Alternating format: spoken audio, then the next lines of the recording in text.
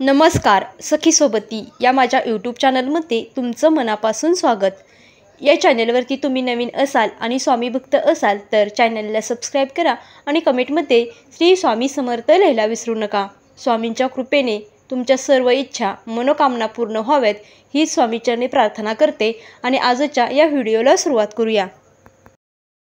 भिवू नकोस मी तुझ्या पाठीशी आहे या स्वामी महाराजांच्या मंत्राचा अनेकांना अनुभव आलेला आहे। समस्या त्रास अडचणी तुम्ही कितीही प्रयत्न करूनही त्यातून बाहेर पडण्याचा मार्ग मिळत नसेल तर स्वामी महाराजांना मनापासून हाक मारली तर नक्कीच दिलासा मिळेल अशी भाविकांची श्रद्धा सुद्धा आहे। गुरुदत्ताचा अवतार मानले गेलेले स्वामी अनेक मार्गांनी भक्तांच्या हाकेला धावून येतात। स्वामी अद्भुत आहेत, स्वामी स्वयंभू स्वयंसिद्ध आहेत, अव्यक्त आहेत। ते भक्तांसाठी नाम व रूप घेतात। स्वामी समर्थ कल्याणकारी देवतांचे स्वामी आहेत। स्वामी सर्व जीवनातील प्राण व तेज आहेत। स्वामी नित्य जागृत आहेत। स्मरण करताच हाक मारताच भक्तांसाठी अवतीर्ण होणारा साक्षात ईश्वर आहे। अशी स्वामी समर्थ महाराजांना नवस कसा करायचा याविषयी संपूर्ण माहिती आजच्या या व्हिडिओमध्ये आपण पाहणार आहोत। आपले कल्याण व्हावे, सुख लाभावे, कुटुंब मुलांची प्रगती व्हावी यासाठी माणूस आयुष्यभर झटत असतो, प्रयत्न करत असतो, मेहनत घेत असतो, परंतु अनेकदा कितीही प्रयत्न केले तरी एखादी गोष्ट पूर्णच होत नाही।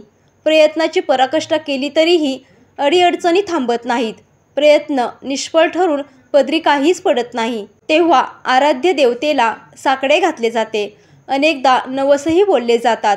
स्वामी समर्थ महाराज मनातील इच्छा लगेच पूर्ण करतात अशी अनेकांची श्रद्धा आहे। भक्तांच्या हाकेला धावून जातात, अनेक अडचणीतून सोडवतात अशी अनेकांची श्रद्धा आहे। अनेकांना तसे अनुभव सुद्धा आलेले आहेत। ब्रह्मांड नायक स्वामी समर्थ महाराजांना नवस करण्याची इच्छा असेल तर तो कसा करावा आणि कोणते नियम आहेत ते आज आपण पाहणार आहोत। स्वामींना साधेपणा प्रिय आहे। अगदी घरच्या घरी स्वामींना नवस केला जाऊ शकतो।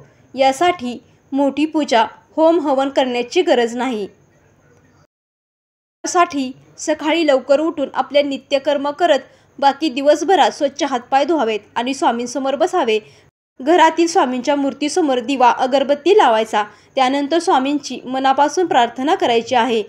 स्वामींसमोर हात जोडून तुमचे जे काही मागणे आहे हे मागणे मागा। संकटे समस्यांची गाऱ्हाणी मांडा। स्वामींना साकडे घाला। जो नवस बोलायचा आहे तो बोलून घ्यावा व तुम्ही स्वामींच्या मठात जाऊन सुद्धा नवस बोलू शकता। स्वामींच्या मठात जाऊन सुद्धा तुम्ही नवस करू शकता किंवा घरी सुद्धा तुम्ही नवस करू शकता। नारळ हातात घेऊन स्वामींना तुमची इच्छा सांगायची आहे। त्याचप्रमाणे तुम्ही काय सेवा करणार आहे ती सुद्धा आपल्याला बोलून दाखवायची आहे। सर्वात महत्त्वाचे म्हणजे एकदा स्वामींना नवस बोलला आणि तो पूर्ण झाला तर जे काही वचन दिले आहे ते पूर्ण करायला अजिबात विसरू नका। स्वामींना केलेला नवस फेडण्याचा विलंब करू नका, अन्यथा अडचणी समस्यांना सामोरे जावे लागेल। स्वामी दयाळू असले तरीही ही गोष्ट चुकवू नका। नवस पूर्ण झाल्यावर पूर्ण श्रद्धेने शब्द पाळणे आवश्यक आहे। केवळ औपचारिकता म्हणून नवस बोलणे योग्य नाही। अंतर्मनातून भक्ती आणि श्रद्धा असणे खूप गरजेचे आहे। स्वामींना सर्वात जास्त आवडणारी गोष्ट म्हणजे सेवा। स्वामी सेवा सुरू ठेवा, नामस्मरण कायम ठेवा। स्वामी चरित्र सारामृत, गुरुलीलामृत, गुरुचरित्र, स्वामींचा तारक मंत्र यांचे पठण करावे। नवस पूर्ण होण्यासाठी किती वेळ लागू शकतो हे अनेक घटकांवर अवलंबून असते। तुम्ही काय नवस बोलला आहे, किती निष्ठेने आणि श्रद्धेने नवस बोलला आहे, स्वामींवर किती विश्वास ठेवता, स्वकर्मातून स्वामींना प्रसन्न करण्याचा प्रयत्न करता का, इतर लोकांना मदत करता का, सदाचारी आहात का। काही वेळा तुमची इच्छा पूर्ण होण्यासाठी नियतीचा योग्य वेळ येणे आवश्यक असते। केवळ नवस बोलून भागणार नाही, प्रयत्नांची पराकाष्ठा करायला हवी, तरच तुमच्या प्रयत्नांना कृतींना स्वामीबळ गुरुकृपेची साथ लाभू शकेल। स्वामींवरील निष्ठा आणि श्रद्धा कधीही गमवू नये।